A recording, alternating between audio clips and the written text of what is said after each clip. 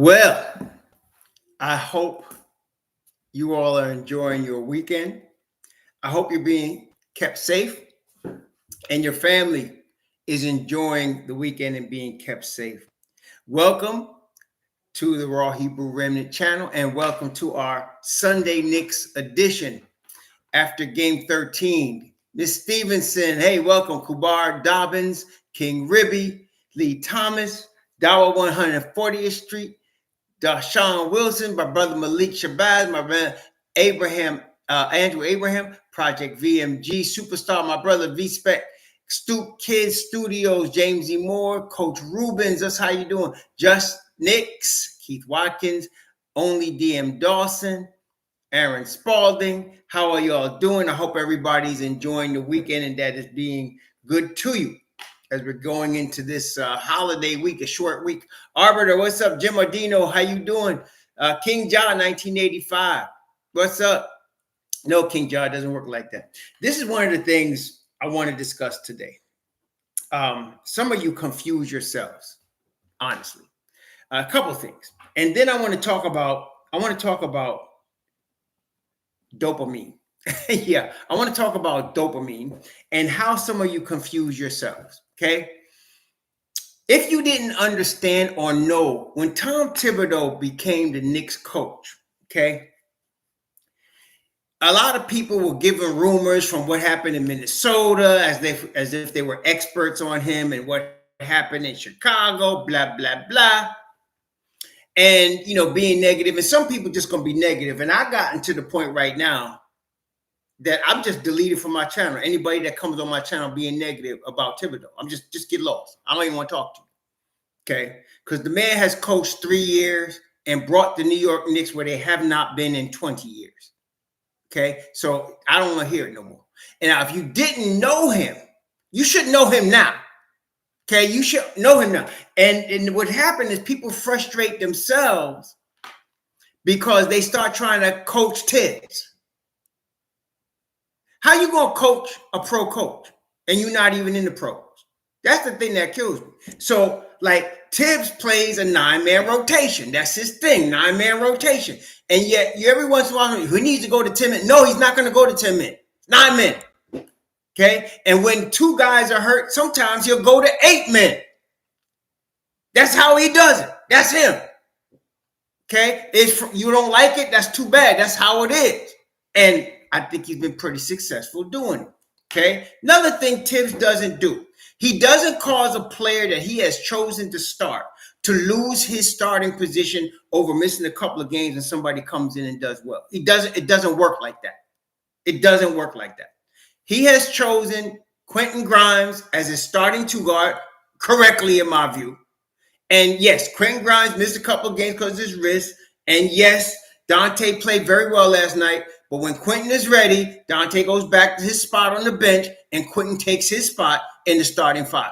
Tibbs doesn't cause you to lose your starting spot because you missed a couple of games. Because he didn't just choose you flippantly. Okay? So Quentin Grimes is your starting 2 guard until he's traded or something. All right? So that is what it is. All right, I'm glad Dante had a great game, but stop it. He ain't lose his starting. But then somebody said, well, if he's afraid to start IQ because he's afraid that if IQ does well, he has to start. Oh, my God, man. This ain't high school. This is not sophomore year in high school. This ain't that. This ain't, soap opera. This the league. They're trying to win. If he thought starter IQ was going to get him more wins, believe me, he'd do it. Okay? He'd do it. He happens to think IQ is the leader of Mobb Deep, and he wants that scoring punch with Mobb Deep. And I understand a lot. That's the thing. You might disagree, but what's frustrating to me is some people don't just disagree. They say, I just don't understand. Like, why you don't understand? He wants scoring off the bench. That's why he's got IQ coming off the bench, because he's consistently getting 15 to 20 points from that point off the bench from him. Okay, that's how it is. Okay, and now you got Dante also. So that's why that's your bench squad. That's your bench squad. Okay, if you can get a consistent 35 to 40 points from your bench, that is going to make you an elite team. Okay, that's going to make it, even with a average starting five. If you can get 35 to 40 points a night off your bench, that's going to make you an elite team. You can get almost 30 just from Dante and IQ, right? You can get almost 30 a night from them. Then you still got Josh Hart and you still got Hartenstein. You still got that. Okay, so I don't understand why people always feel like they know better than the coach, and they don't understand why he makes a move. Like I don't like Joshua Hart starting when RJ's out. I'd rather have Dante or IQ starting, but I understand why he does it because Tom Thibodeau, the first two factors are defense and rebounding. Okay, and nobody can deny Josh Hart is one of the top rebounders at 6'4", 6'5" in the league. So you're going to keep your rebounding edge by keeping him in the starting five. I understand it. I may not agree with it. Now that's what I mean. There's a difference between saying I don't understand and saying, well, I understand, I just don't agree. Okay. You understand? No pun intended. But no, let's talk about the 23-24 New York Knicks. Next thing before I go there, dopamine. Dopamine is a chemical that's in your body. And it gives you a euphoric feeling. It gives you like a euphoric feeling, a happy feeling, a good feeling. And so like, if you eat something sweet, right, you get that feeling. You know, you get something like a dopamine feeling. That's why they put sugar in almost everything you eat, because they want you to have that feeling and then get addicted to it and come back, right? So they want you to have that dopamine feeling, okay? But look, some people just want trades for the dopamine. Like, they keep talking about what we're going to go after next. Can we just trade this guy? And they're not thinking about making the Knicks better. They definitely not thinking about making the Knicks long-term sustainable winners. No, they're talking about the dopamine fix. And this is on platforms. And fans. Who we gonna go after next? Can we talk about who we're gonna trade the trade deadline? It's the dopamine. They want the dopamine fix. It's not about, this is the thing. It's not about making the Knicks because it's boring to build a team the right way. It's boring because you got to take 5 years. You got to let people develop. You got to work through their mistakes. You can't trip when they don't play well. 1-2 games. You got to work through it. It's boring. But see, that don't produce the dopamine. But what produces, to me, the biggest dopamine is when you get playoff wins. When you go to the second round, when you go to the Eastern Conference Finals, when you go to the final, when you win a chip, that's long. Look, people still on the dopamine from 1973. Okay? But people looking for the dopamine. Who can we go after next? Could we go after Karl Anthony Towns? Could we go after Brandon Ingram? It's like, for what? For what?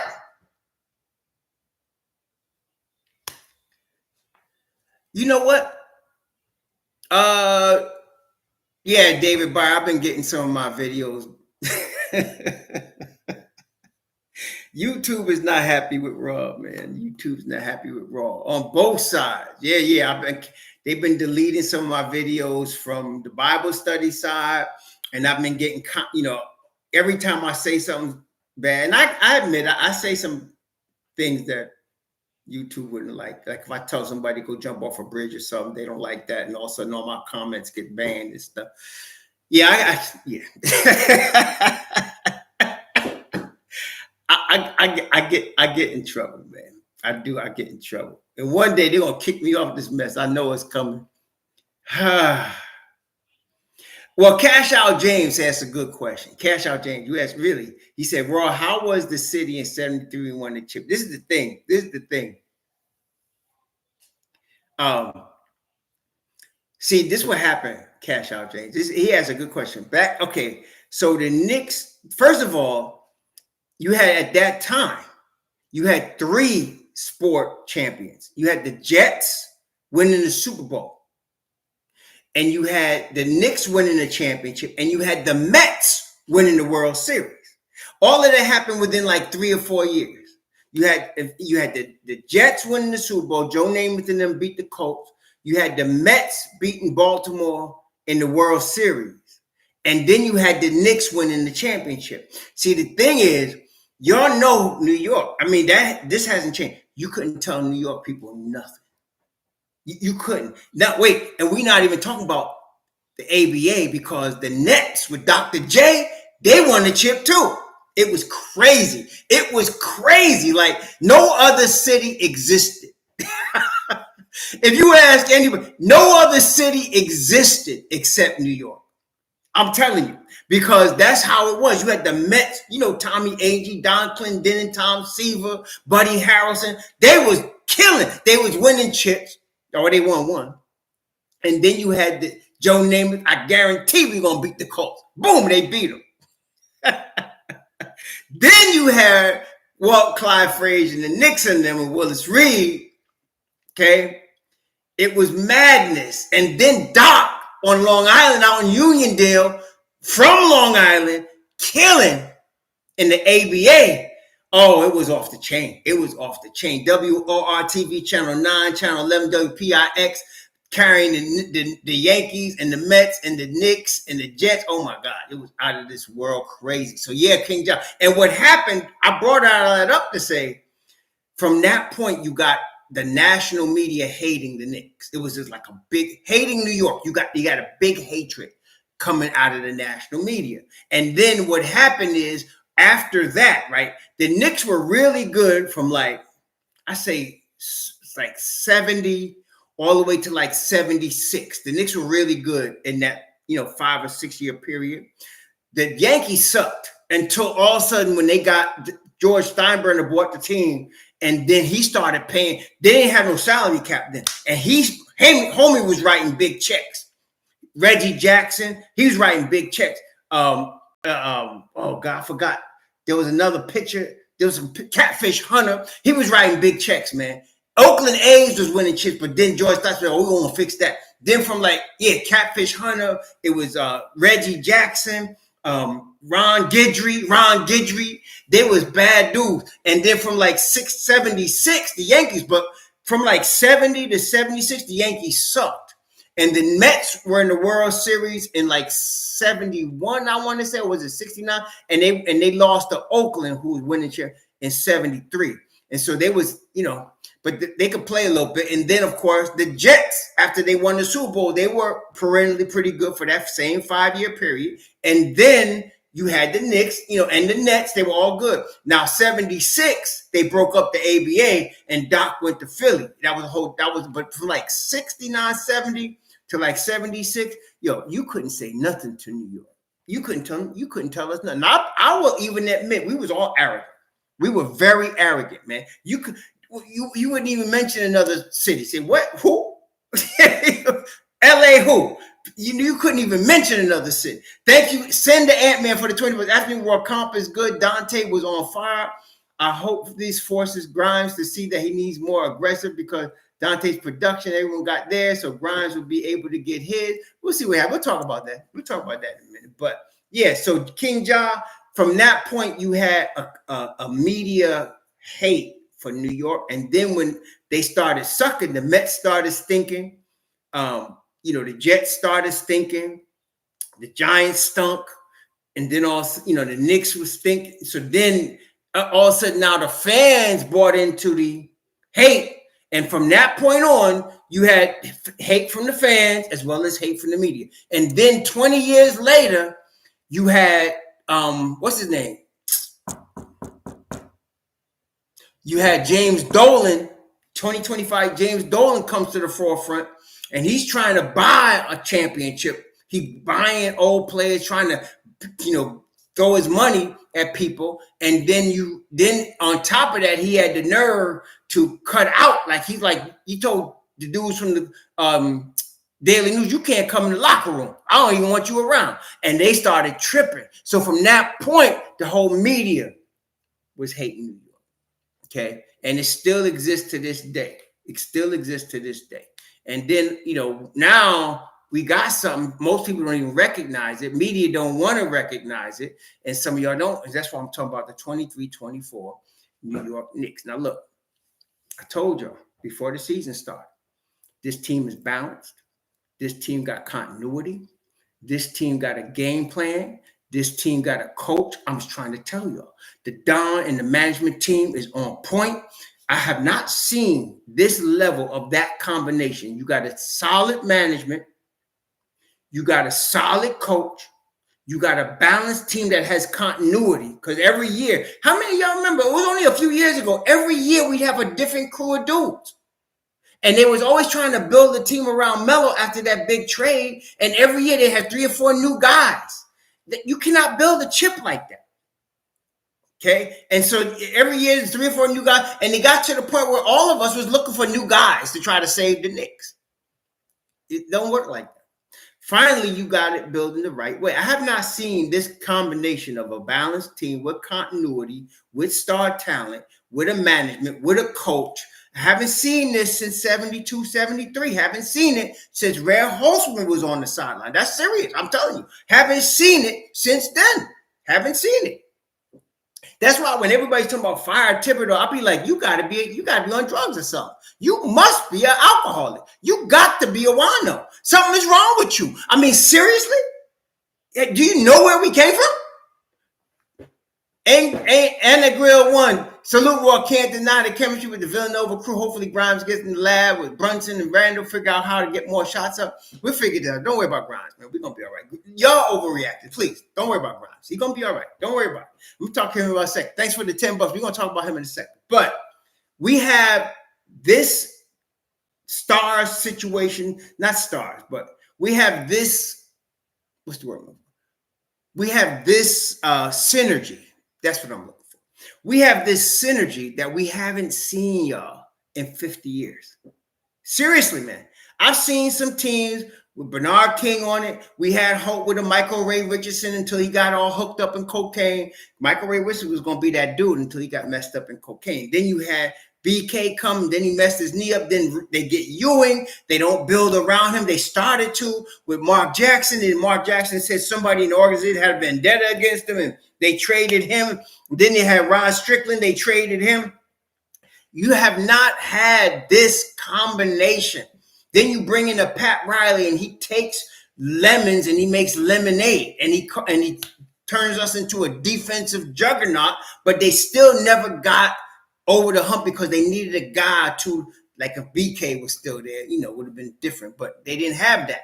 See, so that's what we haven't seen. So what you're seeing right now, y'all recognize this is historical. This is historical, what you're seeing right now. That's why I'm saying I don't want to talk about no trades. I don't want to talk about no draft pick. I don't want to talk about no free agent. I want these thoroughbreds to run. And I want to see how far these thoroughbreds could take us down this track.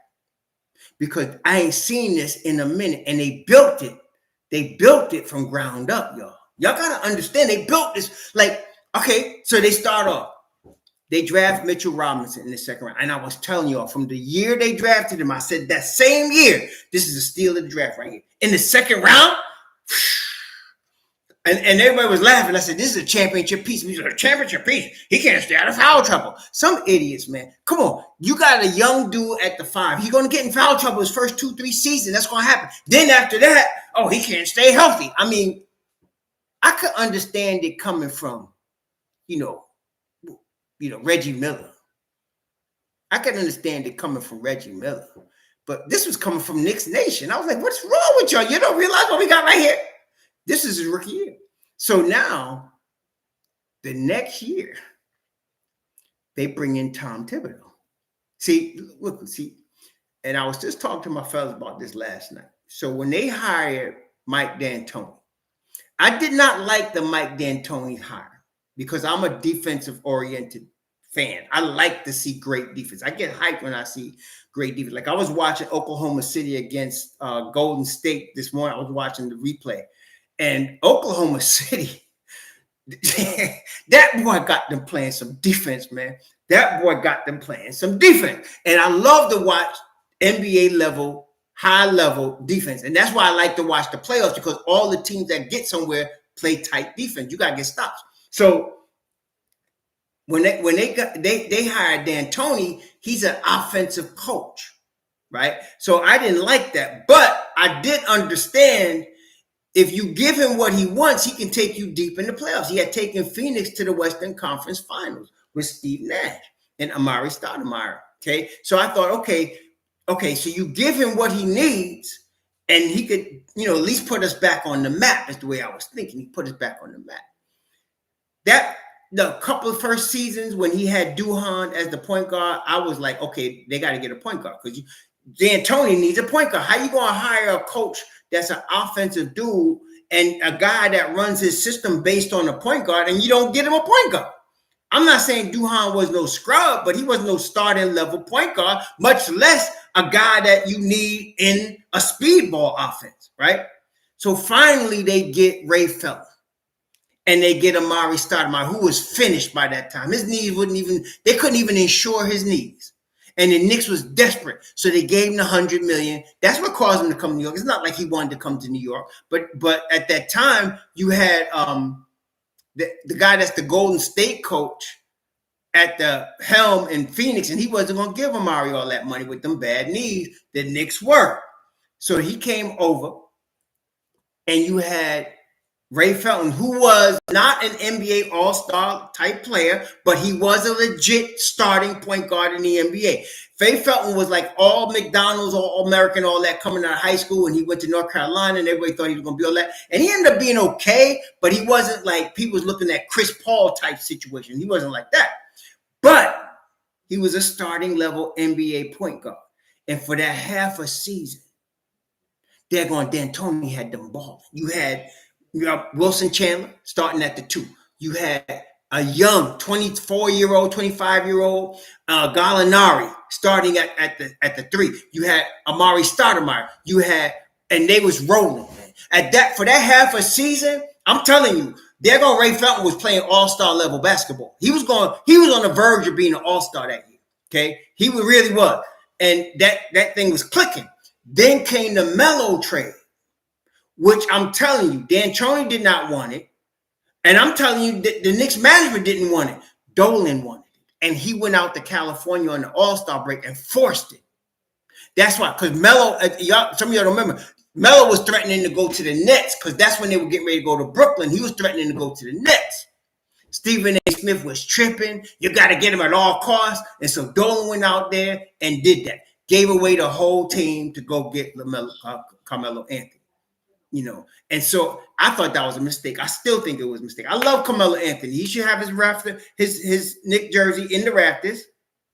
But I thought that was a mistake, man. Giving up all of that draft picks, young talent, when we was on the verge. So now you took D'Antoni's game away. Melo didn't even like D'Antoni. Okay, so that was all messed up. So here now you get Mitch Rob. And you hire a defensive coach that needs a rim protecting defensive center. That's how he starts his whole game up. That's how Tibbs does it. That's why it didn't work so well in Minnesota, because Karl-Anthony Towns was not that defensive oriented rim protecting dude. But Joakim Noah was, if you recall. Okay, Joakim Noah one year was up in the MVP voting. Wasn't even scoring 15 points a game. But because of that defense, he was Defensive Player of the Year. That's what Tom Thibodeau needs. So now you got the center already, and now you got the block nest monster. He's a young dude. He's real raw, but then you bring in Tibbs. Then you get a veteran to back up the block nest monster. What's that boy's name? Nerlens Noel. That was he was just, okay, that's the veteran until our boy was ready. Okay, and that's the beginning of what we got. Then you bring in the RJ Barrett, and now you got the makings of something you could build on. Okay, I did not think that Julius Randle was going to be able to stick. I thought they were going to trade him. In fact, I believe they had intentions on trading him. That's why they drafted Obi Toppin. But Tibbs had other ideas. And since Tibbs has got here, homie has been 2-time All-NBA. Okay, so you can't argue with that. You can't. Michael Everhart, thanks for the $10. Don't trade nobody. This team, right? This coach is tight. Donovan will walk through the door. Well, we'll see what happens with Donovan Mitchell. Yeah, that's 24-25. That's right. We're going to see what happens. We're going to see what happens. We'll talk about that. But now you got the makings of a team. And nobody saw it, man. I was like, give these guys 2 or 3 years. From year one, everybody's talking about trade, fire everybody. I was like, come on, man. You got to give them time to develop. Tibbs don't develop nobody. Now we're looking back. Mitchell Robinson is at the very least an all-defense center. Can we agree on that? At the very least, he's all-NBA defense. Okay? There's 3 all-NBA defensive teams. He's definitely on one of them. Okay? There's no doubt. He is on the verge. He could even be all-star. Okay? Leading the NBA in offensive rebounding. He's been the dude. Okay? The defense starts with him. Okay? Look at that. Since Tibbs has been here, I said Randle, 2-time All-NBA. And now, look, I thought it would take RJ to age 25. I thought really it's going to be like 25 before he makes this leap. That's why I was willing to trade him. Because I said, well, he's going to make the leap. He's going to become Jimmy Butler 2.0, but it's going to be like another 2 years. The little boy become the man. Cats in the cradle and the silver spoon. The little boy become the man at home. When you coming home, son? I don't know when. But can I have the keys, please? Because this boy done grew up. He done grew up right now. He took the leap that I thought he was going to take 2 years from now. He took the leap. Okay? So somebody's like, we need to trade for... No. We got him right now. We got him right now. His name is RJ Barrett. He's right there. Last night even, coming off what? He missed what? 2 games? He missed 2 or 3 games? Coming off missing 2 or 3 games. Just watching him last night. He didn't shoot the ball well. I think he was 1 of 5 from 3 and 5 of 15 or something like that. But if you watch the force with which he comes to the basket now, watch the finishing with which he comes to the basket now. Watch the defensive improvement. He's a man now. He's a man now. Okay? He's not a boy anymore. He's a man now. And he's playing like it. See, I was waiting to see if this was just a streak. RJ goes through streaks. Good and bad. No. This ain't no daggone streak. This is the new RJ. This is RJ taking the step that we were looking for him to take. Most of us was looking for him to take. He's taking it. Okay? He's taking the step. Now you add that, last night, you saw Julius Randle. This is an example of Julius's growth. Like, I was watching the game with my homies. Julius was arguing with somebody, a ref, and my homie's like, what? No, stop it, man. Get him on. And I said, no, watch. Within a few minutes, Julius stopped arguing and started playing. Like, he didn't even continue. Now, year before, he would have continued that mess. It got ugly. It got him out of his game. No. He argued for a little bit. Then he calmed down. And he kept balling. Y'all don't understand. See, with Julius Randle, it's never been about physical talent. Okay? He's always been bigger, stronger, faster than most of the people he plays. High school, he was like a man among boys. Same in college, a man among boys. And so he's mostly like that now, except when he runs into Zion Williamson. But mostly, though, he overwhelms most people. Okay, he just does. He overwhelms most people because everybody got their kryptonite. So Zion is, kind of like that kryptonite. But to me, you're seeing prime Julius Randle. So you combine Mitchell Robinson, Julius Randle, RJ Barrett. So you look at that, and you'd be like, okay, they need help defensively on the perimeter. That's where Quentin Grimes comes in. See, when Quentin Grimes got hurt that night, if you would go back and look at that, the box score for that night, okay, where Quentin Grimes got hurt. He got hurt after he played 29 minutes, and that's when he got hurt, the 29th minutes when he got hurt, right? So he was in the game with the fourth quarter. By the fourth quarter, he already had 11 shots. He was only averaging 6 to 7 shots a game prior to that game. They were doing a consciously looking for Quentin Grimes. He had gotten the ball in his hand more that game than he had gotten any previous game this season. So that's what I'm saying. I'm not worried about Quentin. It's going to come. It's not coming as fast as some of us would like to see, but it's coming. Okay. And yes, Dante is a really solid, really good piece. I ain't gonna front, but I'm still taking Q-Dog. I'm still taking Q-Dog. I'm telling you, this is the thing. Like the title says, man, they don't want 6 of 7, and they're not on all cylinders yet, man. Look, they won 6 or 7, and they're not on all cylinders yet. You see, look, they beaten the Charlottes, the Washingtons, the Clippers. They beaten these teams, right? They need to beat these teams, and Atlantis. But while these teams none of them are elite. Now this week here that you got coming up. Look, Minnesota ain't no joke. Minnesota, y'all know Minnesota is the top team in the West right now. Minnesota is the top team in the West right now. So they got Minnesota, then they got Miami, and then they got Phoenix. This is really, there's some stuff coming up, okay?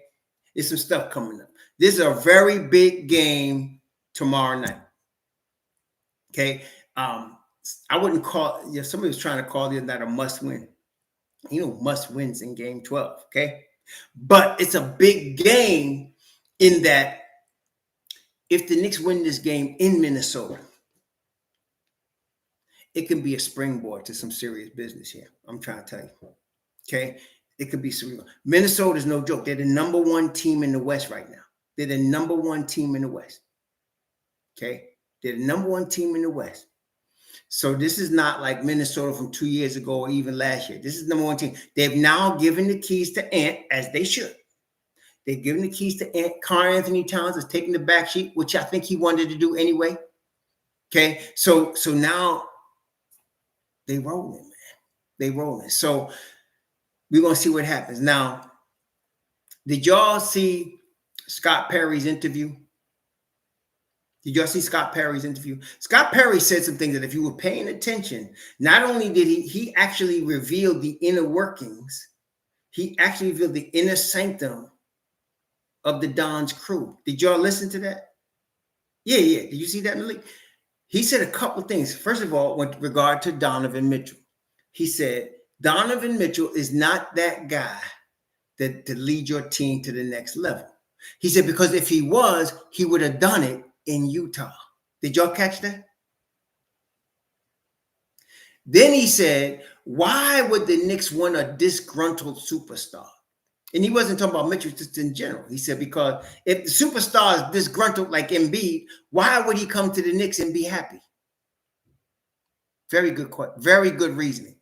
Okay. And most people don't think about it because everybody wants the dopamine. Everybody wants the dopamine. Okay, so you're not thinking in those terms. Look. Let me tell you something else. Wait. Just Knicks, please. Wait. No, wait. Just Knicks. No, you didn't say that. Just Knicks said he didn't have any help in Utah. Wait. Are you serious? You can't be serious. You cannot be serious. You cannot be telling me he didn't have any help in Utah. Wait a minute. He had no help in Utah. Wait a minute. Let's go back and look at it, shall we? Let's take a look at it. He had no help in Utah. Seriously? Do you realize that Rudy Gobert was multiple-time Defensive Player of the Year? Do you guys know that? He was multiple-time Defensive Player of the Year. You do realize that, right? He had Bogdanovich, he had Gobert, Bogdanovich, Joe Ingles, Mike Conley, Royce O'Neal, Jordan Clarkson coming off the bench. What you mean he had no help? Wait. What you mean he had no help? Let me read these names again. He had Rudy Gobert, Bojan Bogdanovich, who's still shooting the lights out, Joe Ingles, who still was shooting the lights out, Mike Conley, Royce O'Neal, another defensive ace. Wait, what you mean he had no help? I don't understand that. And then he had the sixth man of the year, Jordan Clarkson.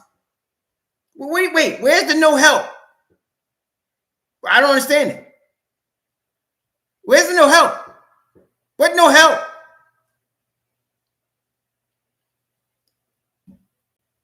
He had plenty of help. He just couldn't get it done. He had plenty of help. Just couldn't get it done. Yeah. And I want to tell you, Gobert's past his prime right now. He's not even in his prime anymore. He was in his prime with Mitchell. He was in his prime. No help. Where you get this from?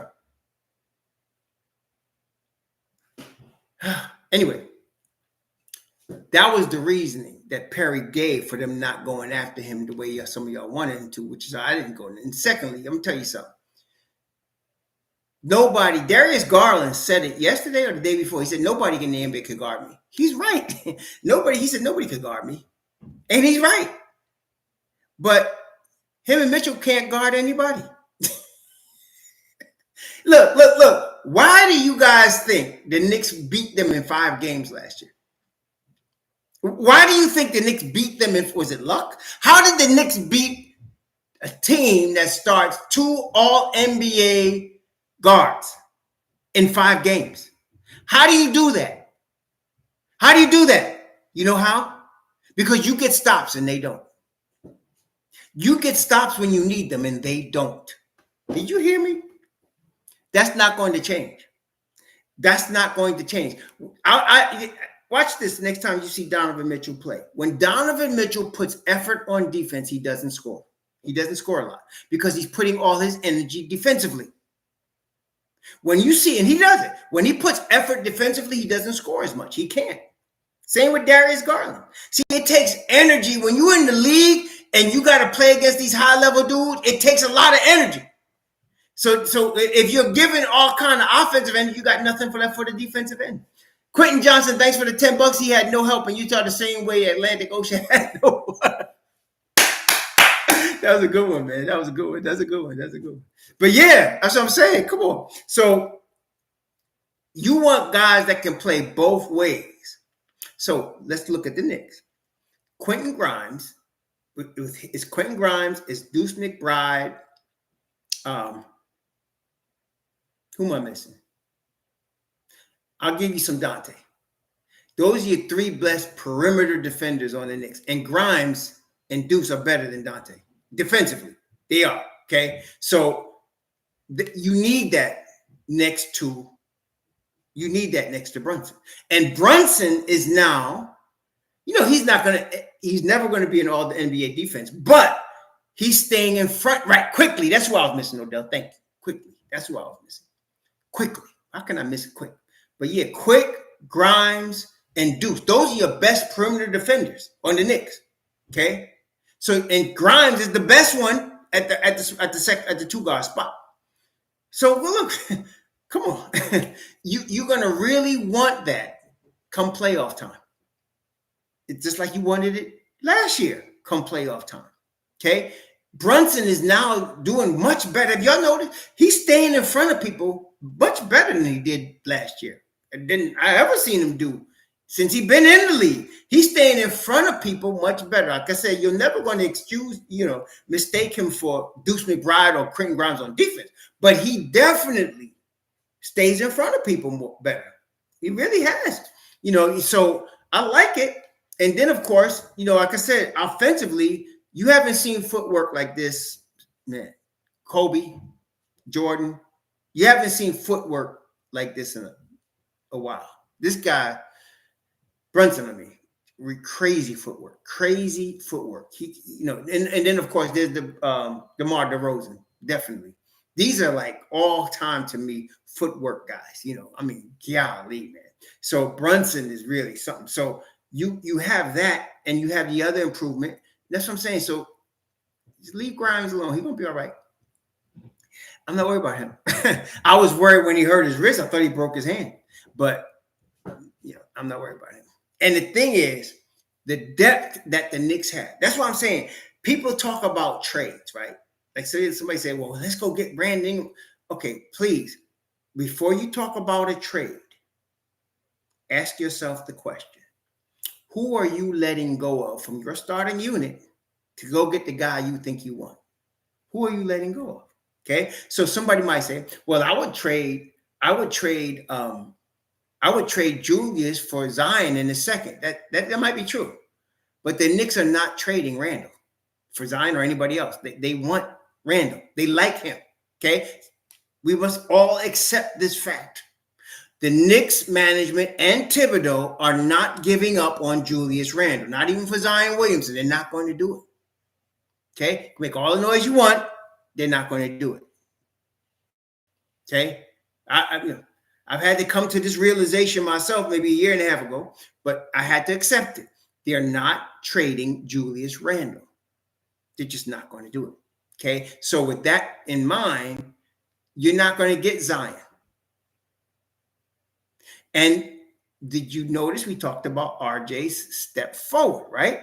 They're not trading RJ Barrett now. He's too late. If they were going to trade RJ, it would have been last year when they were talking about getting Donovan Mitchell. But not now. They're not trading him now. Look, you got RJ now that has taken a step forward. How many of y'all think RJ is a strong possibility for an all-star pick this year? How many of y'all think, if type of one, do you think RJ is a strong possibility for an all-star to be picked on the all-star team this year? Do you think he, playing the way he's playing, let's say he comes back, is he a strong possibility to be picked as an all-star? I mean, right now, if you was picking all-stars right now, would you look at? Of course you would, because he's playing that. I mean, I'm just talking about he'd be in the conversation. I'm not saying he'd be picked, but he definitely would be in the conversation. If you're talking about small forwards in the East for the all-star team, you'd have to look at RJ Barrett this year. You couldn't say that last year. Last year, we were hoping that would be the case. We were hoping, but now it's a realization. So look, you got a guy that would be in the conversation as an all-star in the East. And you got him locked in for 4 years, a little over $100 million. And I know that sounds like a lot of money. I mean, shoot, I'll take that. But I'm saying you just signing guys, Halliburton just got $200 million. Desmond Bane just got $200 million. Y'all know that? These cats signing for serious loot, man. Devin Vassell just got $146 million. Okay, and you got RG locked in for a little over $100 million. And now he's made the leap that we all want him to make. And he's in the conversation as an all-star piece from the small forward spot. So why would you trade that? Well, for what? What you trading it for? For what? Is Michael Jordan out there? I mean, everybody's tradable. But I'm talking about now, if you're talking about trading RJ, you got to be talking about Jason Tatum, which ain't coming, right? So that's what I'm saying. So forget it. I mean, Keith Simmons, thanks for the $2, But that's what I'm saying. So, you got one now. And I've been telling you, Grimes is more valuable to the Knicks organization than RJ. When they started mentioning Grimes in Utah last year, the Don said, forget it, bye. Y'all know that, right? All the time, Obi, RJ, even IQ, they'll mention, okay, we can discuss that. We don't like it, but we'll discuss it. When they said Quentin Grimes, conversation shut down. That's it. No, we don't need to talk more. Bye. No more. Let's sign RJ now. We're done. Telling you, 50, 40, 90 guy. 50, 40, 90. Brunson is a 50, 40, 90 possibility. I think we all understand that. Quentin Grimes is too. Can you imagine having a starting backcourt that could be 50, 40, 90? Y'all? Wait. Just think about this for a second. Your starting backcourt, 40% from three, 50% from the field, 90% from the foul. That's your starting backcourt. Okay? That's your starting backcourt. That's why you don't do it. This is Grimes' third season. Y'all understand this is the beginning of his third season, right?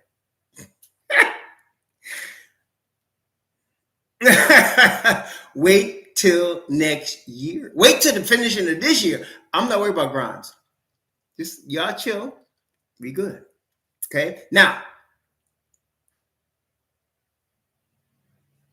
We talked about Mitch Rock. We talked about Grimes. But let's talk about IQ for a second. We got a problem, which we knew was coming, right? Like we knew this was going to come. The two problems we've been talking about for 2.5 years. Obi and IQ. That's what we've been talking about for 2 years, at least. Y'all know. Been talking about for 2 years. I've been telling you it's coming. When they signed Brunson, that told IQ, you're not ever going to be our starting point guard. Problem. When they got Julius and extended him, they're telling Obi, sorry we drafted you at number 8th overall, but you're never going to start for the New York Knicks. Problem. So now you got Obi just scored 27 the other night. Yes, he did. He just dropped 27 the other night. I forgot who they beat. But he's starting to get comfortable. Halliburton and him starting to get comfortable. See, that's right. Keith just truth. Now, Keith say, all right, let's talk turkey. How much we talking about? Keith, that's a good question. You're talking in the $100 million range. You are. For Emmanuel Quickly. Yes, coming off the bench. You're talking in the $100 million range. Just like Tyler Hero. Tyler Hero was coming off the bench when he signed a $120 million contract for the Miami Heat. IQ is in that same class. I'm saying $100 million for Emmanuel Quickly. That's what you're dealing with. Okay. And I would pay it. I would pay it. I would pay it. I would pay it. There's no doubt. I would pay it. There's no doubt about it. I'm paying him $100 million. There's no doubt. Okay. Yes, it's gonna mess our cap numbers up, but listen, this is our dude. He's been with us. He's already proven himself. What you really have is two starting point guards. You have Brunson and you have Quickly. And y'all know, and I know, you bring Quickly into the starting line because Brunson sprained his ankle. He took too many charges and he's out a couple of games. And you know, and I know, Brunson plays that type of game where he's going to miss about 10 games. He's going to miss about 10 games. Okay. Okay. Maybe more, maybe 15. So when he misses these games, you got a guy coming in, you're not going to skip a beat. Quick going to still kill you. And then don't mess up. You still got Dante, Josh Hart, and Deuce McBride right behind him. Yo. Yeah. So I'm going to, next year is going to be a tough summer for the Knicks.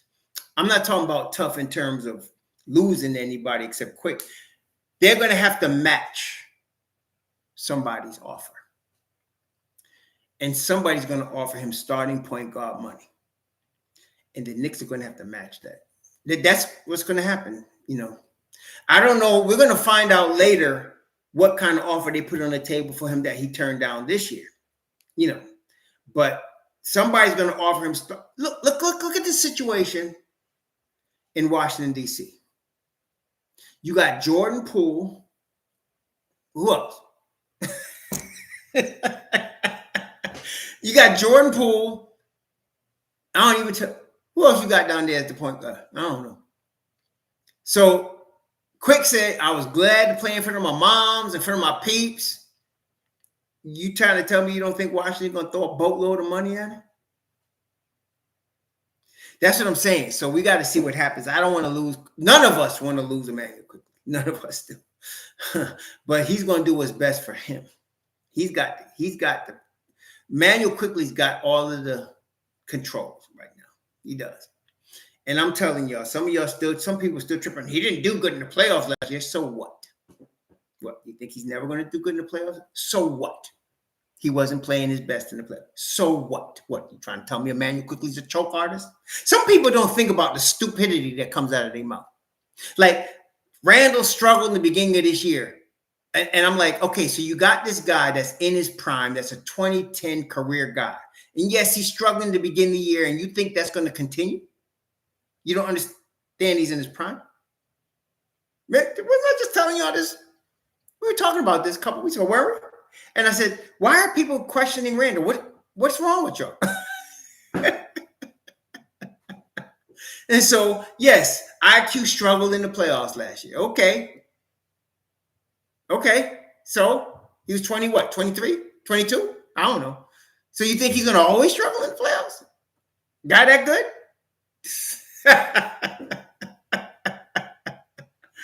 Oh, man. So nah, man. We'll be all right. But I just want to keep him. If we could keep him, I want to keep him. So the thing is, think about this though. Julius Randle's locked in for at least 3 more seasons. Jalen Brunson's locked in for at least 3 more seasons. RJ is locked in for 3 seasons plus this season for 4 seasons. Mitch Rob is locked in for 3 more seasons. Dante is locked in for 3 more seasons. Hart is locked in for 3 more seasons. They got to re-sign Hartenstein. I'm thinking $12 million a year starting next year. And, and Deuce, they got to deal with it. I'm not sure what they're going to do there. He could also get an offer and leave because a lot of teams would have him in the rotation now. But for the most part, your core group, Brunson, you're going to have Grimes for 2 more years because he's on his rookie deal. So and that's another reason you keeping Grimes. He's on his rookie deal. So you got Grimes for 2 more seasons. This is 3rd season. You got 2 more seasons this year and next year. You got Brunson for 3 years. You got Randall for 3 years. You got Mitch Rob for 3 years. You got RJ for 3 years. And let me tell you something that's going to cause some of y'all to really lose it, but I don't care. In the next 3 years, the Knicks can win a chip. In the next 3 seasons, the Knicks can win a championship. Let me say that again. In the next 3 seasons, the Knicks can win a championship. Yes, they can. Okay? With the team they have right now. No trades, no free agents, no big draft picks. They can win a championship with the team they got right now. And this is why I say this. Mitch Rob is leading the NBA in offensive rebounding. Guess what? He's going to get better. I know it's scary, isn't it? RJ just turned the corner. You're just getting started now with the real RJ Barrett. The Jimmy Butler 2.0 that I've been telling you about for 4 years, he's here. Then, of course, you got Brunson in his prime, who has won in high school, won in college, and is looking now for his chip in the pro. You haven't even scratched the surface of Quentin Grimes yet. Let me hear you. You listen now. He's 23 in his 3rd season. You haven't scratched the surface of Quentin Grimes yet. You haven't. Okay? That's why this is scary, man. Look, RJ's been hurt, what y'all say, 3 games, right? Missed 3 games. Quentin Nada missed 2 games. Randall's ankle was still healing. He wasn't on point yet, right? In the beginning of this season, it was all Mitch Rob and RJ. And then RJ got hurt. And Brunson. And even Brunson was off, right? In the beginning of the season, the first 4 games. We haven't even got to all cylinders yet. We haven't got, it takes Tibbs 20 games. This is game 13, and the Knicks are 8-5. And let me tell y'all something. Don't let them win tomorrow in Minnesota. If they win tomorrow in Minnesota, you just got a juggernaut coming now. I'm telling you. Don't let them win tomorrow in Minnesota now. Minnesota better beat them. That's what I'm telling you. If Minnesota don't beat the Knicks tomorrow, you just let a juggernaut loose. I'm telling you. Okay? I'm telling you. RJ was out 3 games. He was off yesterday. But the template of the force he's going to the rim with, of the finishing ability, he was still 80% from the line yesterday. And the defense and the awareness, it's all there. And then, wait a minute. All of these people talking about we need more height. We need to get more height. We need a real backup 4. Do you realize the Knicks are averaging 47 rebounds a game? Do y'all know that? The Knicks are averaging 47 rebounds a game. They're top 3 in the league in rebound. Top 3 in the NBA. Josh Hart, let's take a look at Josh Hart's rebounding numbers. Josh Hart is averaging 7 boards a game. 7 boards a game. Coming off the bench. When he started, he had 8 and 9. He had an 8 rebound game and a 9 rebound game. And y'all talking about height. That's what I'm telling y'all. In the league, y'all ever heard of a guy named Allen Iverson? I know. He was real small. He only weighed about $165, soaking wet. Barely 6 feet tall. Was he too small to play in the NBA? You know why he can play at a Hall of Fame level? Speed and quickness. You see, you do need height and length. There's no doubt it's nice to have height and length. But if you got speed and quickness on an NBA level now, you can do some things, man. And the Knicks, have y'all noticed when they get the rebound? Josh Hart gets the rebound, and it's a fast break. As soon as he gets the rebound, y'all notice this? When he gets the rebound, it's a fast break.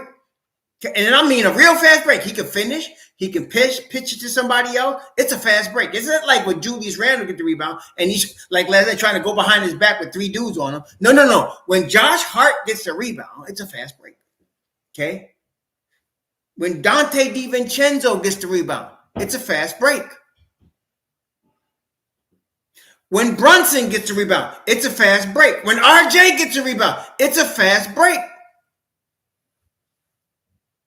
So I'm saying, forget the hype. We're good. We're good, y'all. Don't worry about the hype. We are good. When you look at it as it really is, we don't need nothing. We don't need nothing. Okay? We really don't. They're good, man. Now, with iHeart, he's on this, Isaiah Hartenstein's on an expiring deal. Y'all know that, right? He's expiring. He's got $9 million this year, and then he's expiring. So the Knicks got to extend him. I'm thinking 3 years, 36.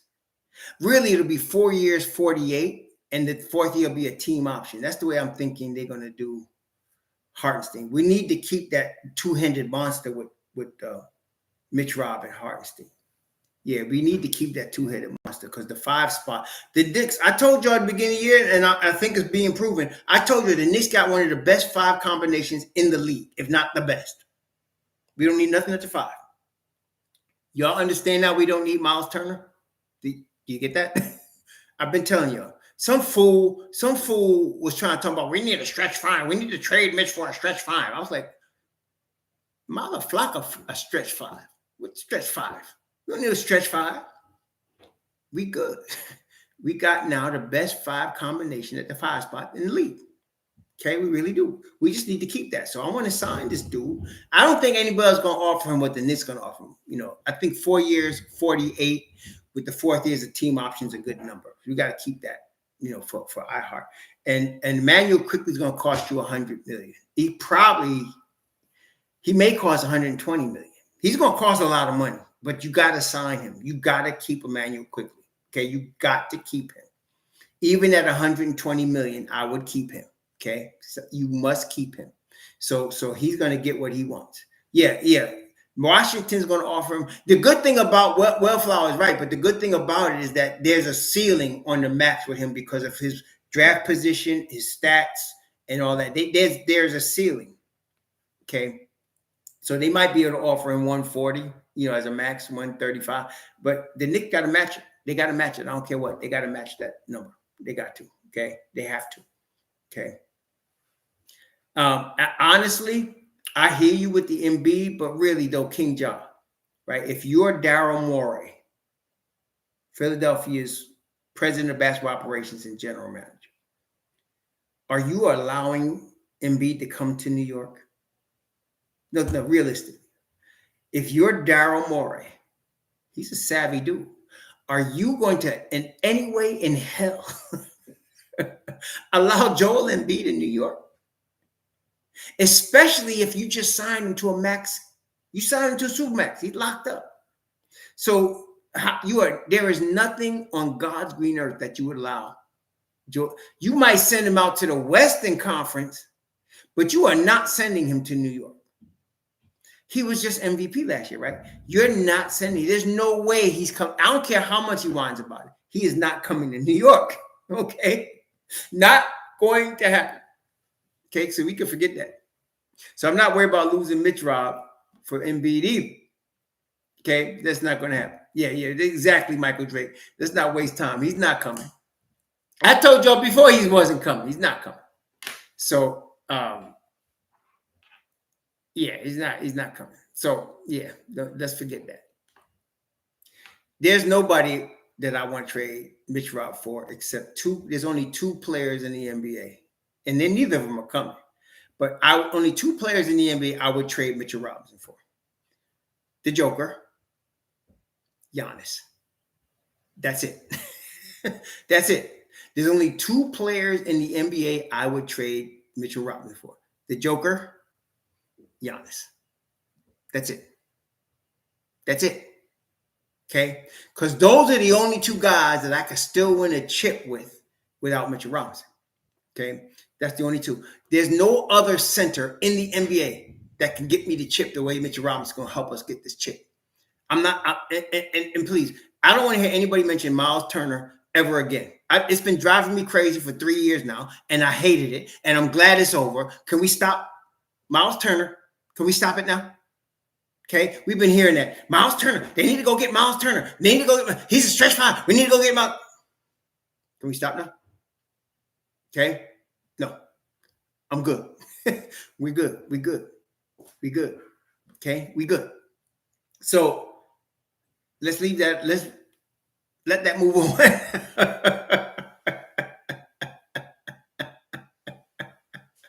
Let that move on. Look at time. My man, Jay Ellis.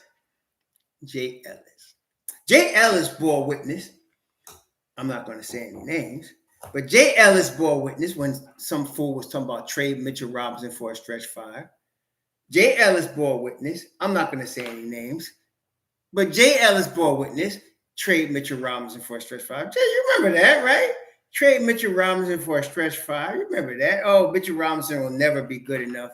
Oh, God, we need to move on from him. Oh, please don't pay him $60 million. That's way too much. You know, when you're watching the football game on Sunday, right? And the quarterback calls a play that wins the game for you on Sunday. It's easy on Monday morning to say, you know what? I think he called the right play. Right? So when a quarterback calls the right play, throws the touchdown pass, wins the game for the Giants or the Jets, and you can say, you know, on Monday, you can look back and say, I think he called the right play.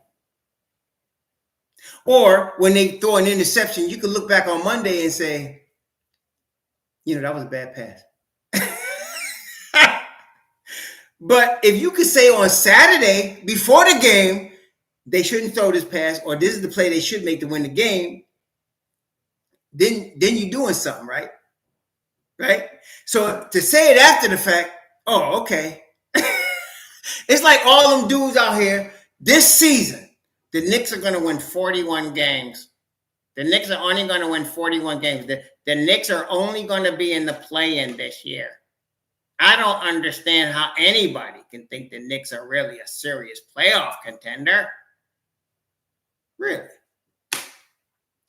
Really? What are we thinking now? See, brethren, when the Knicks are top four in the East, everybody's going to be on board then. But you understand, the real deal fans are the ones that have the vision before the decision. Right? The real deal fans are the ones that have the vision before the decision. Everybody could jump on later. You know what that's called? Bandwagon. Oh, there's always a bunch of bandwagon, right? Hey, where's all the Golden State bandwagon? Remember, everybody was a Golden State Warriors fan. Oh, I'm a Warriors fan. You Knicks are not no good. I don't hear nothing from Golden State fans. It's kind of like crickets. Golden State, where y'all at? Y'all just lost to Oklahoma City last night. Where y'all at?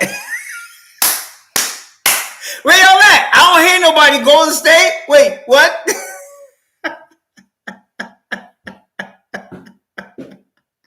I don't hear nobody talking that mess no more. Huh? Yes, man. RJ made the leap. I have to admit it, man. I thought I gave him age 25. I said, well, he come in the league, he's 19, 25. Nope. Homie said 25 what? 23. You better get that correct. I was like, oh, shoot. This little boy became a man all of a sudden.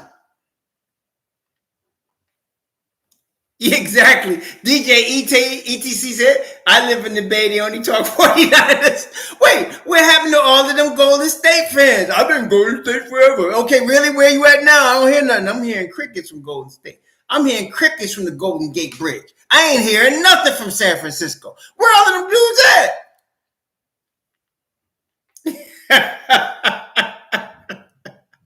Hey, for real though, Oklahoma City is for real. Chet Holmgren. Now, again, I'm sticking with what I said. I got to see this cat play at least 60 games. I'm not even going to say 65.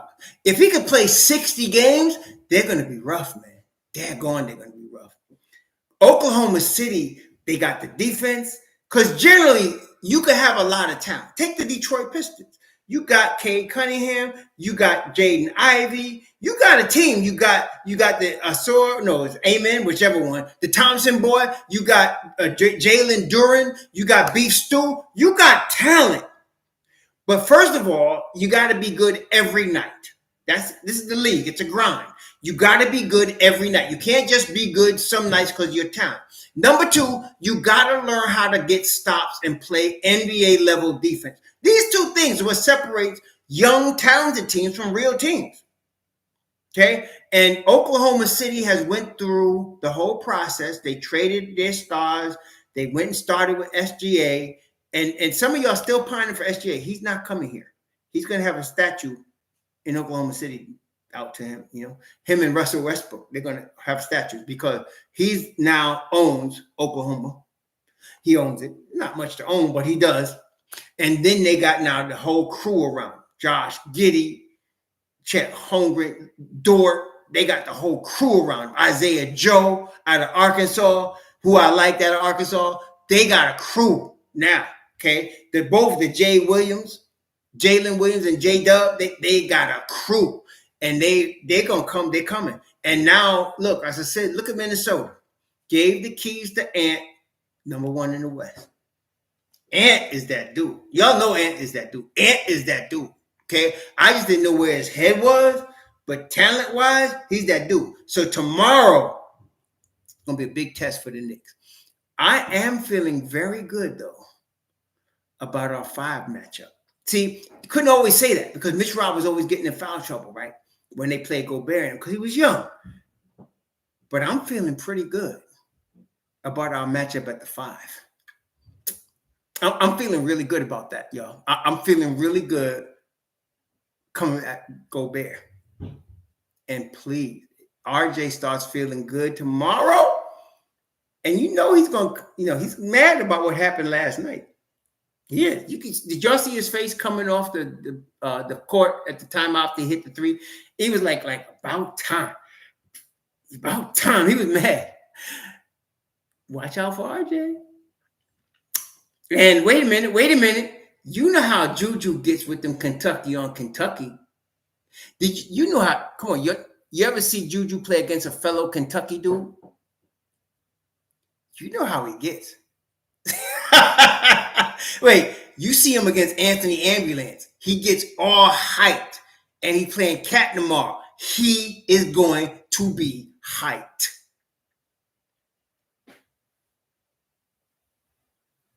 Now, the tournament game, you mean Wednesday night is it Wednesday or Thursday? The Knicks play in Miami. It's either Wednesday or I think they play on Thanksgiving. The Knicks play on Thanksgiving. Am I right? I think they play in Miami on Thanksgiving. I think, right? Let me just make sure. Let's take a look there. Yeah, they play in Miami on Friday. They got Friday the 24th for Miami. Okay. Friday 24th. That's going to be another test. But if we can win, this is the thing. Think about this, though. They play tomorrow, Monday, right? If they win tomorrow, they got off from Monday all the way till Friday. They're going to be at home.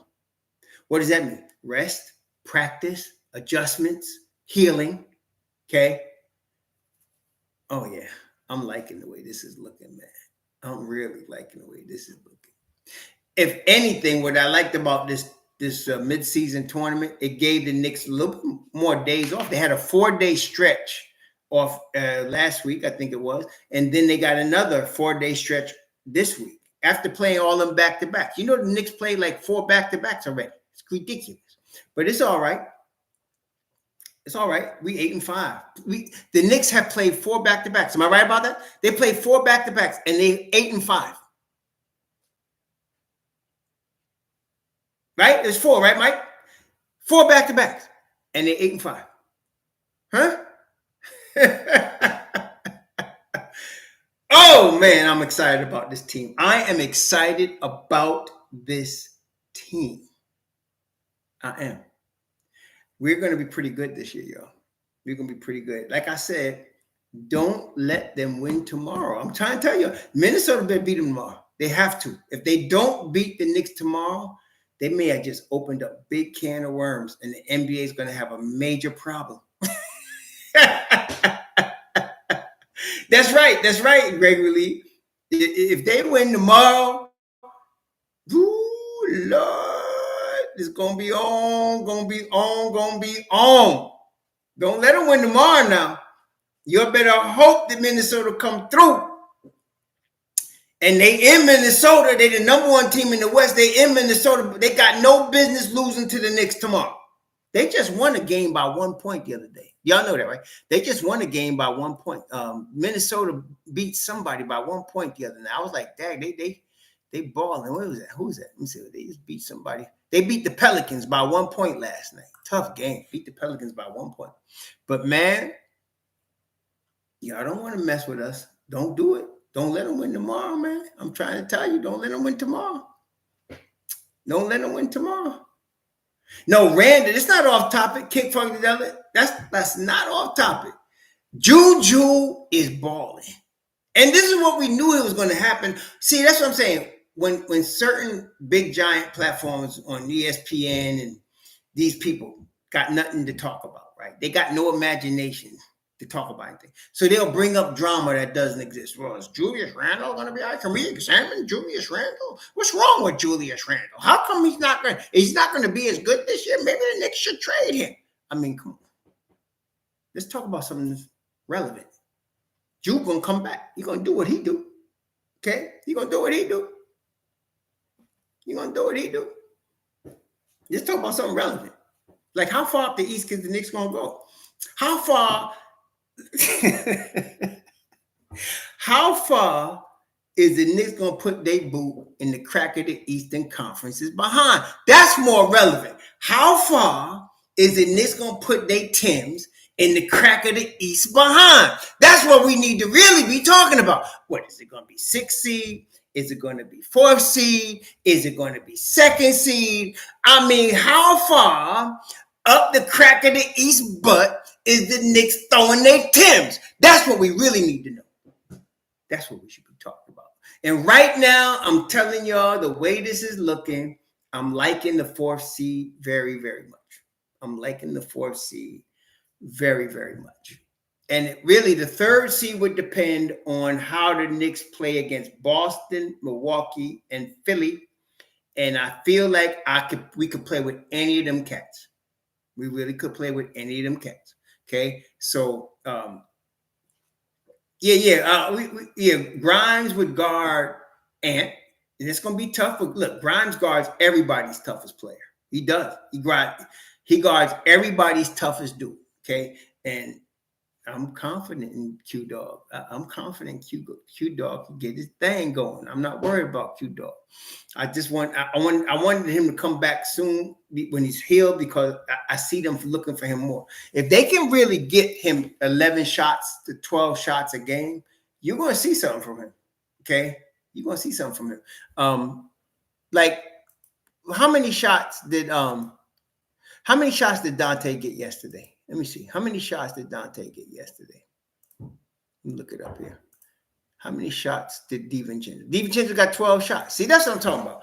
I think that's going to be what they're trying to get for Quentin. I think you're going to see Quentin start to get more shots. Like I said, before he got hurt, he had 11 shots that night. And I was glad. I think that was what surprised me. They gave him a lot of shots last night. And he was looking for his number that night too. Look, also, the difference between what I'm loving is the difference between Randall 3 years ago and Randall now. Randall 3 years ago was only looking for Reggie Bullock and Elfrid Payton. Okay, and obviously we all agree they had their limitations. Let's put it that way.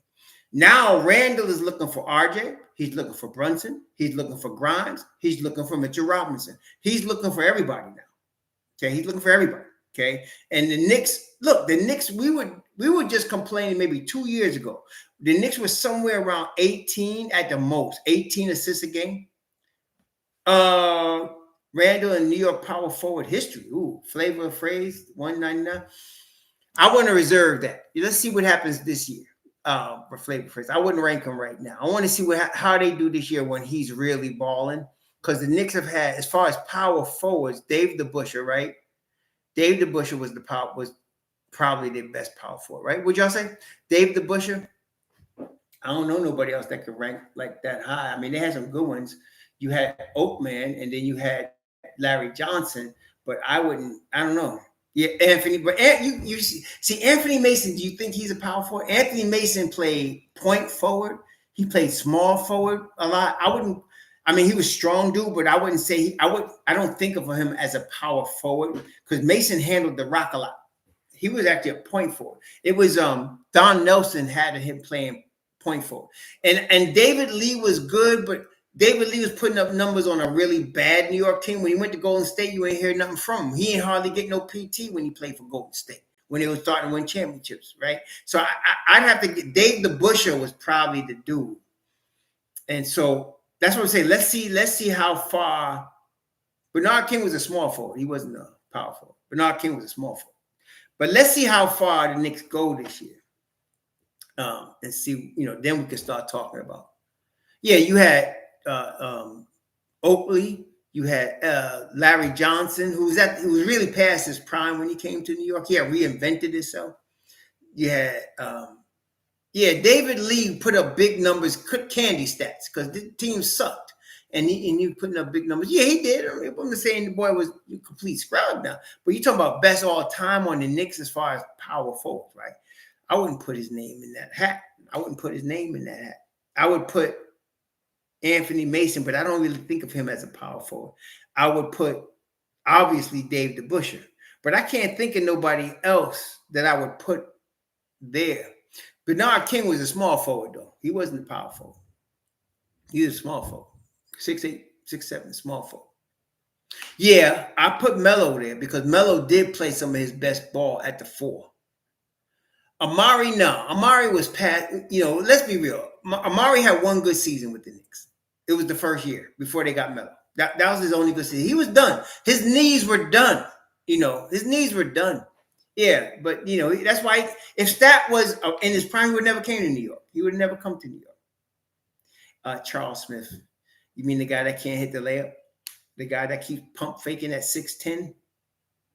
With 7-foot wingspan, pump faking under the basket, didn't want to dunk it. You mean that guy?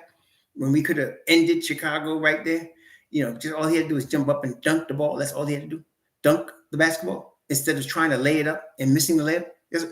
You mean that Charles Smith?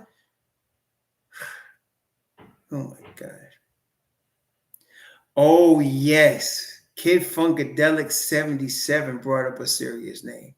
Spencer Haywood. I ain't gonna front. You gotta, Spencer Haywood. Kirk Thomas. Thank you, Tippin. Lonnie Shelton. Lonnie Shelton was good, but I wouldn't say he's better than Drew now.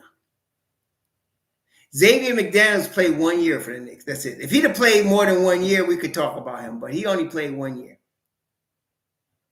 He only played 1 year. Yeah, he's not better than Drew. Yeah, Charles Smith was soft as vanilla ice cream from Mr. Softy, man, from Carvel ice cream. You know what I mean? Shoot. Yeah, so, but I like Juju to be up there with Dave DeBusschere. If the Knicks can get, Zebo, Rodney Hill, he brought up a name. Zebo. I forgot about Zebo. Zebo was a bad man. I ain't gonna front. Zebo was a bad man. I like Zebo's game. And then he went down there in Memphis and did real work. But Zebo was a bad man. All right. I was sorry they traded Zebo. I don't even know why they did that. Zebo was a bad man. Yeah. I got to give it to you. Rodney Hill, you pulled up a name right there. Zebo was a bad man. Yeah, Zebo was a bad man. I like Zebo, man. Zebo was a bad man. Harrington, nah, I wouldn't put him at all time though. You talking about all time Knicks at power forward? No, he's good with him. Yeah, Zebo was a bad man. I like Zebo, man. Zebo was a bad man. David Lee was all right, but I wouldn't put him all time. No. Zebo was a bad man though. He could average double doubles, man. That was Zebo, and he played defense. You know, Zebo was a bad man. Zebo was a bad man. But I have to give it to y'all. I think after Dave DeBusschere, you know, if the Knicks get into the Eastern Conference Finals, you talking about Juju. You know, after Dave DeBusschere, you can't dethrone DeBusschere until you get a chip. DeBusschere got chips. So you can't dethrone DeBusschere until you get a chip. Yeah, Carvel Icy, that's how soft that dude was. My mother used to send me there for her Sunday all the time. Every week, I had to go and get vanilla ice cream, chocolate syrup, and nuts every week from Carvel. KP would have been if he'd have stayed around. I mean, KP might have been if he'd have stayed around, you know, but he didn't. Yeah, Carvel was on something else, man. I ain't gonna front. Carvel was the bomb. We had a right around the corner from the crib too. I liked Carvel, man. Yeah, you gotta get a chip to dethrone Dave DeBusschere, though. You gotta get a chip to dethrone Dave DeBusschere. Mark Jackson, get two different stories.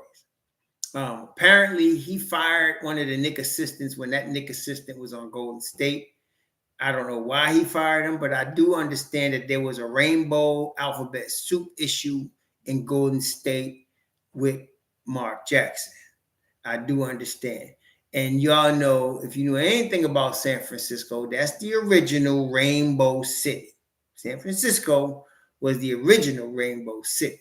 And so Mark Jackson wasn't having the rainbow, and that caused the problem. So that he won 55 games and they fired him. Mark Jackson at the time, this was crazy, Jay Sniper. I'll never forget. Mark Jackson was claiming that Knicks management had a vendetta against him. That blew up all over the papers when he was here the first time. And that's what caused him to get traded. That's what caused him to get traded. Yeah, but that's what caused him to get traded. I don't know what happened. I was not as informed as I was now. But at the time, I remember that he was beefing with Knicks management, and he just came out and said somebody in the management has a vendetta against him. I couldn't believe he said that. Bob McAdoo was playing the 5,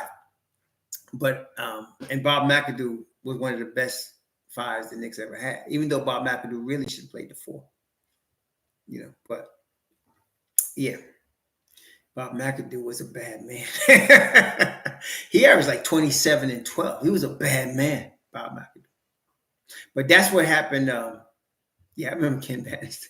But that's what happened with Mark Jackson, and that's when they traded him. It was terrible, man, because it could have been something with him and Ewing. But he said somebody in the management had a vendetta against him, and then it all went downhill. Yeah, they fired him because there was an alphabet soup issue in San Francisco. But I don't know what happened here. But somebody that he fired when he was out there in Golden State is on the staff with the Knicks now, and they were adamant about not hiring him. And Leon went with the guy that's on the Knicks now. Yeah. Yeah, I did. Ewing was a consultant. This is Ewing's second time. Ewing was an assistant coach with Charlotte years ago before he went back to Georgetown. He was also an assistant in Houston with Jeff Van Gundy. He was an assistant in Houston. He went to Georgetown. I'm not sure he went to Georgetown to Houston, but he went to Charlotte. Then he went to Georgetown. Then he got fired from Georgetown. And he's back with Charlotte. Yeah. Yeah. Yeah. So, but McAdoo was a bad man, though. McAdoo was a bad man. He was a bad man. Badmon. Yes, that's true, Guilford. He also worked with the Magic. I forgot about that. You're right. Because you remember now, it was Jeff Van Gundy and Tibbs was in Houston, so he was there.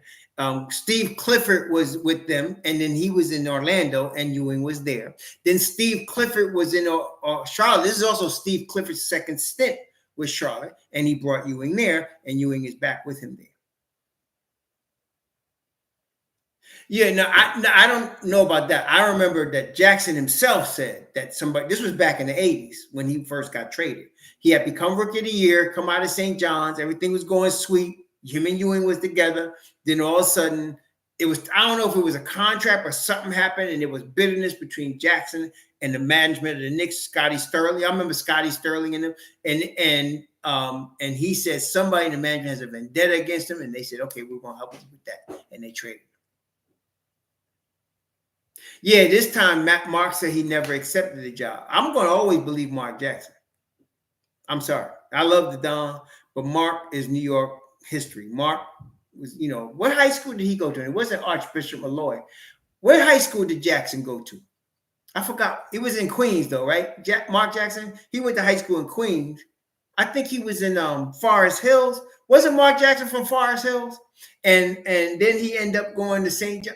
Yeah, he went to St. John, but I mean in high school though. I think he was living in Forest Hills, and I forgot what high school he went to. It wasn't Archbishop Malloy. I think that was Kenny Smith. But what, I can't remember. Was it St. Francis? I can't remember. But he's New York through and through. He's from Queens, St. John's, the Knicks. You can never, I would never go against any dude that's New York like that. I will not. So if he says he rejected the job a week ago, I'm going to believe Mark Jackson because he's New York. Everybody else comes and goes. That's a New York dude. Okay. And I'm like everybody else. I would love to see Mark Jackson coaching the Knicks, but I know it's not realistic. They're never going to hire him. That's not going to happen. They're never going to hire him. Okay. That's where it was. Blair got it. Bishop Laughlin. That's where he went to high school. That's where he went to high school. That's right. Bishop Laughlin. That's where he went to high school. That's right. That's right. You're right. That's where he went. And then from there, he went to St. John's with Lou Conaseca. And, then he came to the Knicks. It was all storybook, man. And then it started getting ugly, man. Yeah, it was bad with Ewing, too. It was bad. It was bad. It was bad. It was bad. He from St. Albans? That's what it was. I said Forest Hill. He from St. Albans. That's right. That's right, Mike. That's right. You right. Yeah, you're right. You're right. You're right. You're right. You're right. See, I'm fuzzy on that, but I knew it was somewhere out there. But yeah, I thought it was Forest Hill. But yeah, Forest Hill where the rich people live. Well, then this is back in the days. Forest Hill used to be where the rich people live back in the day. Yeah, back in the day. Yeah. But I thought it was Forest Hill, but he was St. Albans, and then he went to Bishop Laughlin. That's right. That's right. I knew it was a Catholic school. I forgot which one. Oh yeah. Now Mark Jackson, talk about all-time New York point guards that went into the league. Pearl Washington, Mark Jackson. You got to talk about Tiny Archibald. You talking about some serious stuff there, man. Shoot. Then Stephon Marbury, you got to mention him too, of course. But yeah. What is Jericho Sims' ceiling? I don't know. He obviously can play. Rod Strickland, that's right. Rod Strickland. And of course, Kemba Walker, right? You guys mentioned Kemba Walker. There's a lot of point guards come out of New York. New York is point guard factory, man. I mean, been a long time. Yeah. New York point guard factory coming a long time. Kenny Smith, Kenny Anderson. Let me not forget Kenny A. Yes, Kenny A. Oh, yeah. Kenny A was that dude, man. Kenny A was that dude. Yeah. Kenny A was that dude, man. Oh, yeah. Yeah, so all of them was good, man. All of them cats could play ball. Point guards in New York was like, because that was a New York City game. The point guard game was the New York City style game. New York City was not a place where you're gonna get 3-point shooters. It wasn't a place. You don't have 3-point shooters on the playgrounds in New York. It's definitely getting to the hole. Definitely get to Sebastian. Well, don't sleep on Sebastian. I mean, I think he came out too soon. That was the problem. He was trying to get that money for his family, and he came out too soon, and that's what messed him up. He should have went to Louisville and stayed at least a year with Rick Pitino. It would have been better for him, but he didn't. He came right out, and he was trying to get that money. You can't blame him. He got a little money, but he had some problems later. But I think Sebastian could have been better. Coming out too soon hurts people. Ask Kevin Knox. He came out too soon. He should have waited 2 seasons with Calipari, and he'd been better coming out. Yeah, yeah, yeah. So, man, fight to the final problem with Mark Jackson. He had the rookie of the year. Then the Knicks drafted Rod Strickland, and he fell slightly. You think that's what it is? That's possible. That's possible. That's possible. And I don't know why the Knicks even did that. I mean, Strickland was a bad man. He was a bad man, but you already had Mark Jackson. See, that's what I'm saying. When you're talking about Donovan Mitchell with Brunson, you're dealing with a similar situation right there. Okay? You don't want that. I'm trying to tell you, you don't want that. You don't want that. Yes, right. Lenny Wilkins. Oh my God. He was from Brooklyn, right? King John. Lenny Wilkins played for high school in Brooklyn. Oh my God, that's right. I forgot about that. Lenny Wilkins, Hall of Famer, All-Star MVP, all of that. Back in the day now. This is before he became a coach. Yeah, yeah. I think Lenny Wilkins, no. Bill Russell was the first black coach to win a championship. It was Bill Russell, then Al Attles, and then it was Lenny Wilkins. But I think, Bill Russell was a player coach, won a championship, and then Lenny Wilkins was a player that had won MVP and won a championship, and then won a championship with Seattle. Brunson is right behind Walt Frazier, to me. And because he's a winner, not just the talent, just his effect on winning. I know people would argue with Stephon Marbury, but I rank him behind Walt Frazier. I haven't seen any point guard with that footwork. For the Knicks, I haven't seen any point guard, and we've had some really good ones, but with that footwork, oh my God, Brunson's ridiculous. Yeah, Brunson's ridiculous with that footwork. He's ridiculous, man. So, I'm expecting more winning from him. That's why I'm going to rank him behind. Well, I'm expecting more winning from him. Now, like I said, talent-wise, the greatest NBA, the Knicks point guard, to me, that was the greatest.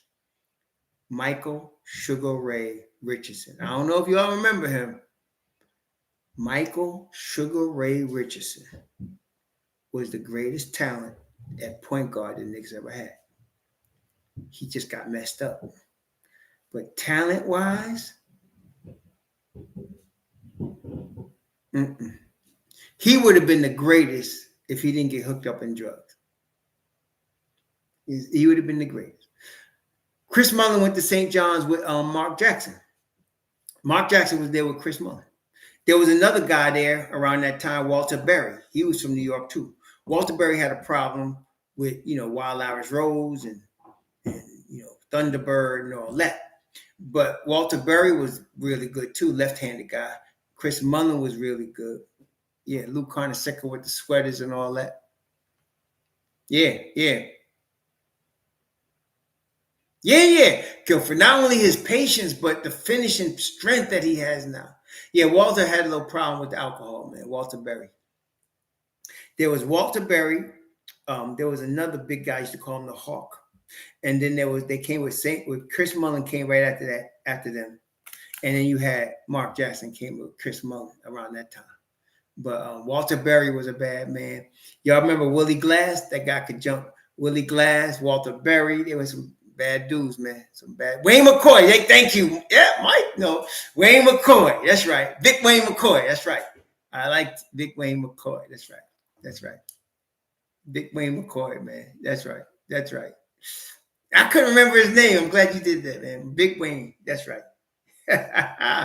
That's right. I remember them, man. They could ball a little bit. Too. That's right. They could ball. And they was all from New York. Yeah. They could ball a little bit. Yep. All of them. Oh, shoot, it's 2:00. I gotta go to dinner. My wife's cousins and her fam. We getting hooked up with the Boricua pre-Thanksgiving Boricua dinner today. I go hang out with my wife and hooked up. But it's a big game tomorrow, y'all. It's a big game tomorrow. Earl of Pearl Monroe, as far as Knicks guards, he's top 5, no doubt. Anybody that got a chip is going to be in the top. That's Earl of Pearl, Walt Clyde Frazier, Willis Reed, Dave DeBusschere, Jerry Lucas, Dollar Bill Bradley, Dean Meminger. All them cats going to be ranked high. All of them. All of them. Yeah, let's get this win in Minnesota tomorrow, man.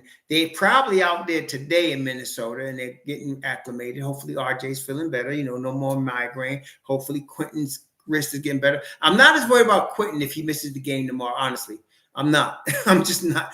I want him to be back for Friday against Miami, honestly. But see that way he can get his rhythm back and all that. But if he's ready tomorrow, let's get him going. I know he wants to play, so let's see what happens. But hey, I want to thank y'all. Today was very enjoyable because of some of y'all bringing up. I like talking about history like that. Wayne McCoy, damn, Wayne McCoy, damn, you brought up Wayne McCoy, man, dead.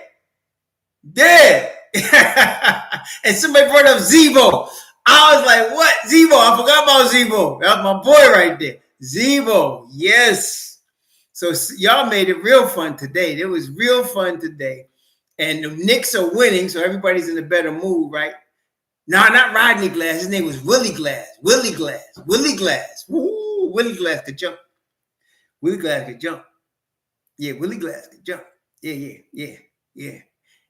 And so, can they understand?